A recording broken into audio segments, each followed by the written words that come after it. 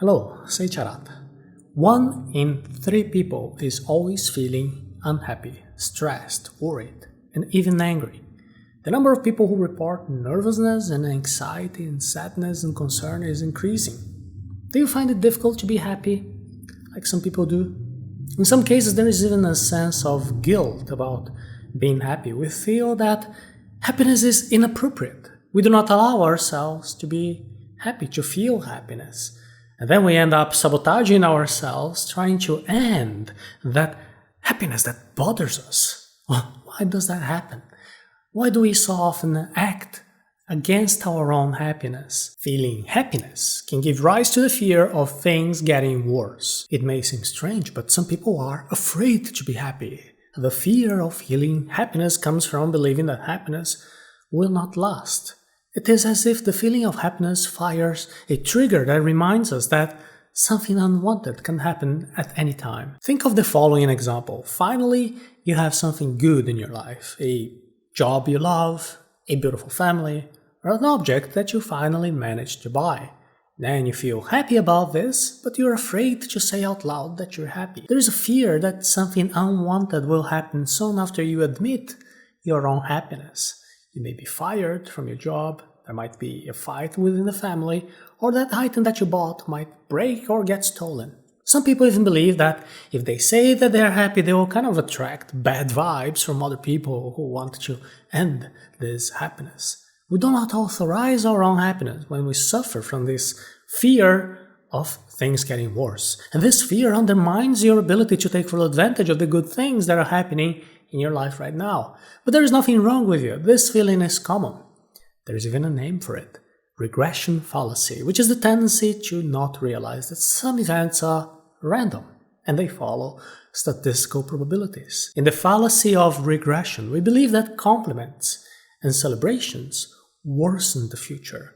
We also believe that complaining and criticizing will improve the future. Variations tend to return to the average, toward the mean. Let me repeat that for you. Variations tend to return to the mean. You understand this now with an example that is taught by Daniel Kahneman, using airplane landings as a parameter. Flight instructors used to praise pilots who were making a very nice, a perfect landing, and they would criticize pilots who made an ugly or less than perfect landing. But then the instructors noticed a pattern. After receiving a compliment, the pilot's next landing was worse. And the opposite also happened. The pilot who just got scolded and criticized usually improved and made a much better landing in the next attempt. What would you do with that information? The human brain suffers from cognitive bias, which is the difficulty to actually attribute properly cause and effect relationships. If you think like these flight instructors, you would be having the conclusion that you should not praise your students.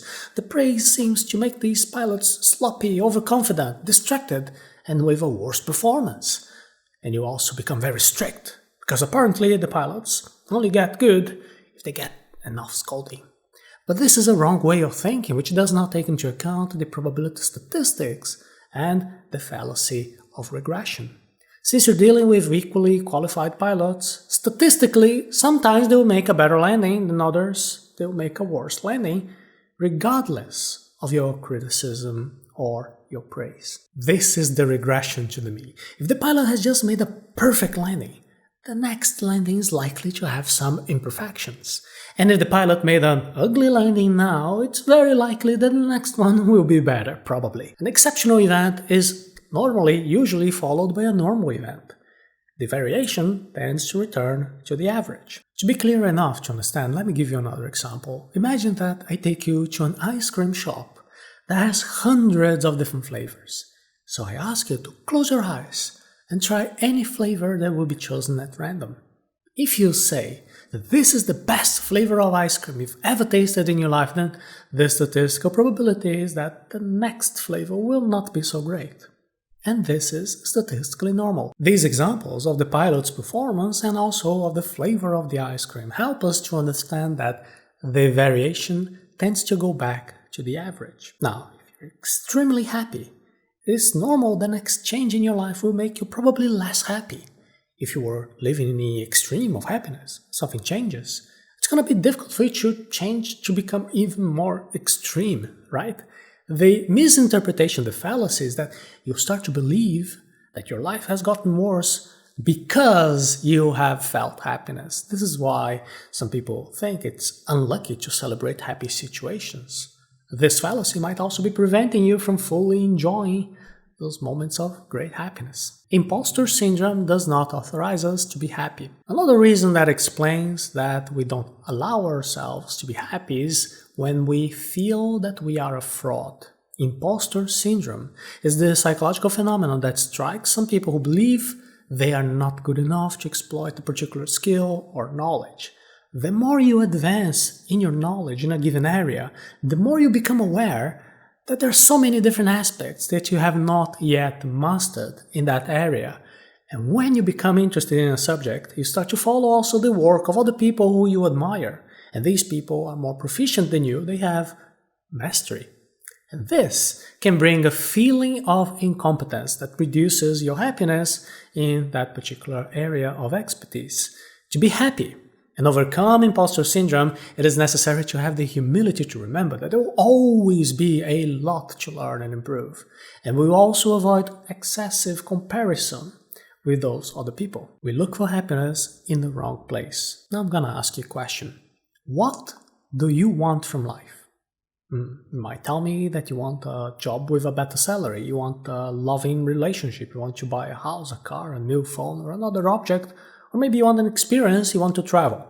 But if I ask you again, why do you want this? What would be the answer? Why do you want these things? The answer is probably that you want to be happy at the very end. The problem is that happiness is not a subject that is taught at school, at least not in primary school. Happiness is indeed a subject that today is a discipline of some postgraduate courses within the field of positive psychology, and that's a very new area of research. Since we never actually did any training on how to achieve happiness, we then look for happiness in the wrong places, in work and relationships, material goods. And the problem with looking in the wrong place is that we will not find it and we're probably gonna get frustrated. That is why so many people say that money does not bring happiness. Of course, money itself is useless, it's just pieces of paper. What matters is what you do with the money.